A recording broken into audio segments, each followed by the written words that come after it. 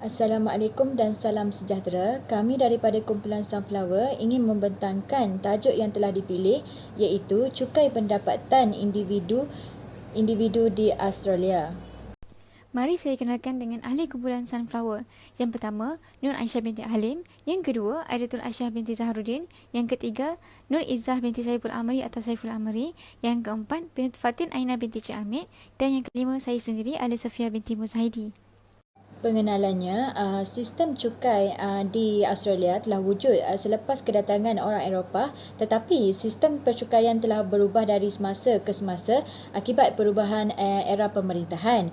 Australia juga telah mengalami perubahan ketara selepas meletusnya Perang Dunia Pertama pada tahun 1915 yang menyebabkan kerajaan Commonwealth memperkenalkan sistem cukai baru seperti sistem cukai pendapatan individu dan cukai keuntungan korporat yang bertujuan untuk membiayai peperangan yang berterusan.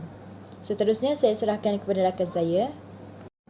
Definisi cukai pendapatan individu ialah bayaran mandatory yang dikenakan oleh kerajaan sesebuah negara kepada rakyatnya. Jumlah cukai pendapatan yang dikenakan adalah berbeza mengikut individu dan syarikat yang bergantung kepada tahap pendapatan individu berkenaan. Cukai pendapatan ini membantu kerajaan membiayai perbelanjaan seperti pembinaan jalan raya, sekolah, hospital serta penyediaan perkhidmatan dan sebagainya. Pejabat Cukai Australia ATO mengutip cukai pendapatan daripada warga Australia yang bekerja pada setiap tahun kewangannya. Cukai pendapatan individu ini adalah salah satu sumber pendapatan kerajaan yang paling penting. Seterusnya, saya akan menerangkan tentang tujuan cukai. Cukai pendapatan individu di Australia boleh dikenakan kepada individu atau syarikat. Pada mulanya, tujuan kewujudan cukai pendapatan individu di Australia adalah untuk membiayai usaha perang Australia semasa Perang Dunia Pertama. Hasil cukai yang dikutip akan diserahkan kepada Commonwealth, iaitu British, untuk digunakan sebagai kos peperangan. Cukai ini dikenakan di kedua-dua peringkat seperti peringkat persekutuan dan juga peringkat negeri. Tambahan pula, selepas Perang Dunia Kedua, hasil cukai pendapatan individu di Australia ini mula diagihkan ke setiap negeri di Australia untuk membiayai perkhidmatan awam, membayar obligasi kerajaan dan menyediakan barangan untuk rakyat. Kerana ini bertujuan untuk kegunaan pembangunan negara Australia serta kos operasi pembangunan negara untuk berkembang maju dari segi politik, ekonomi dan sosial. Seterusnya adalah klasifikasi cukai. Teknik cukai yang boleh dilihat dalam cukai pendapatan individu yang dikenakan di negara Australia ialah insiden undang-undang, insiden ekonomi dan juga jenis cukai. Insiden undang-undang adalah pihak yang dikehendaki oleh undang-undang untuk membayar cukai kepada kerajaan. Dalam situasi negara Australia, kerajaan persekutuanlah yang akan menentukan kadar kurungan cukai setiap tahun yang perlu dibayar atau disumbang oleh individu. Kadar yang ditetapkan oleh kerajaan adalah bentuk progresif. Elemen yang kedua ialah insiden ekonomi. Insiden ekonomi merujuk kepada pihak yang menanggung cukai yang telah ditetapkan oleh pihak tersebut untuk membayarnya. Dalam situasi negara Australia, pihak yang dikenakan cukai pendapatan ini ialah warga negara Australia. Bagi individu yang baru menetap di Australia akan dicas sebagai foreign tax residency, tetapi untuk cukai pendapatan individu hanya terpaksa dibayar oleh warga negara Australia sahaja yang mempunyai pendapatan tetap dan tahunan di negara tersebut. Elemen yang ketiga ialah jenis cukai. Jenis cukai pendapatan individu yang dikenakan di negara Australia ialah cukai langsung. Cukai ini akan dikutip oleh Pejabat Percukaian Australia dan pembayaran boleh dibuat melalui pembayaran dalam talian atau kad debit. Pejabat Percukaian Australia ini adalah sebuah agensi berkanun Australia dan badan kutipan hasil utama untuk kerajaan Australia. Seterusnya adalah asas cukai pendapatan individu di Australia ialah pendapatan secara tetap dan asas tahunan. Pendapatan tahunan ini akan dinilai melalui gaji bulanan, keuntungan jualan, aset, keuntungan perniagaan, syarikat dan individu atau keuntungan pelaburan. Seterusnya saya akan menerangkan mengenai kadar cukai pendapatan individu di Australia. Kadar cukai pendapatan individu di Australia bersifat progresif. Cukai kadar ditetapkan mengikut tingkat pendapatan seseorang yang jika semakin tinggi pendapatannya juga akan meningkatkan peratusan kadar cukai yang perlu dibayar. Asas daripada cukai pendapatan individu di Australia ialah pendapatan tahunan yang dinilai melalui bulanan gaji, keuntungan jualan aset, keuntungan perniagaan individu dan keuntungan pelaburan.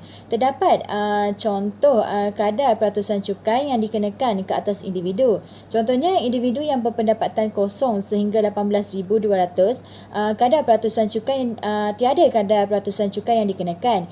Individu yang berpendapatan 18,000 sehingga 45,000 sebanyak 19% kadar peratusan cukai dikenakan.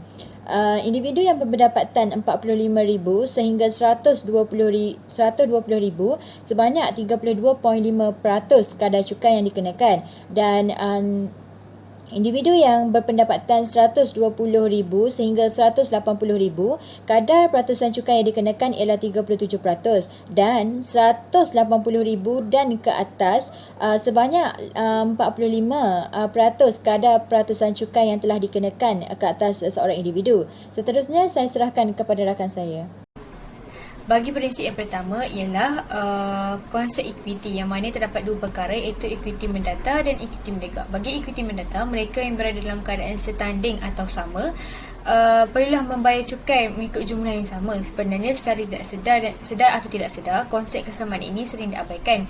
Pelanggaran yang disengajakan biasanya mempunyai lebih banyak motivasi politik daripada prinsip ekonomi beretika. Sebagai contoh, faedah cukai yang diberikan kepada pemilik rumah, petani atau individu kelas pertengahan secara amnya. Mengenai prinsip menegak pula, ianya mengatakan bahawa pembayar cukai dengan keadaan keuangan yang berbeza mesti membayar pelbagai jumlah cukai. Selain itu juga, kesederhanaan dalam pentadbiran.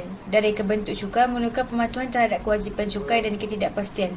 Pembayar cukai harus sedar akan tanggungjawab mereka sendiri. Pertumbuhan dan pembangunan ekonomi juga boleh dipengaruhi dengan ketara oleh cukai. Modal sedia mengalir ke negara yang mempunyai dasar cukai yang lebih menguntungkan apabila pasaran keuangan global diliberalisasikan. Contohnya, orang ramai mungkin bila terlibat dalam aktiviti masa lapang berbanding dengan buruh tambahan apabila cukai pendapatan peribadi agak tinggi. Prinsip yang ketiga ialah keperluan kepastian, yang mana menyatakan bahawa pembayar cukai mesti sedar terlebih dahulu tentang liabiliti cukai mereka untuk merancang lebih awal. Mengikut konsep keupayaan membayar, keseluruhan beban cukai mesti diperuntukkan di kalangan orang mengikut keupayaan mereka untuk membayarnya sambil mengambil kira semua ciri individu berkaitan. Untuk prinsip yang terakhir ialah prinsip neutral, yang mana kesan cukai tidak seharusnya mempengaruhi pilihan pembayar cukai dengan mengubah kos barangan alternatif, cara pelaburan yang berbeza atau aktiviti pembuatan yang berbeza. Sebagai contoh, cukai tidak boleh menjelaskan pilihan operasi melalui perkongsian struktur syarikat. Kesimpulannya, cukai pendapatan individu di Australia bergantung kepada sumber pendapatan individu yang pembayaran cukainya telah diperuntukkan untuk menambah baik ekonomi negara. Klasifikasi cukai pendapatan individu di Australia juga boleh dilihat melalui cukai teknik, asas cukai dan struktur cukai. Sekian sahaja daripada kumpulan kami. Terima kasih.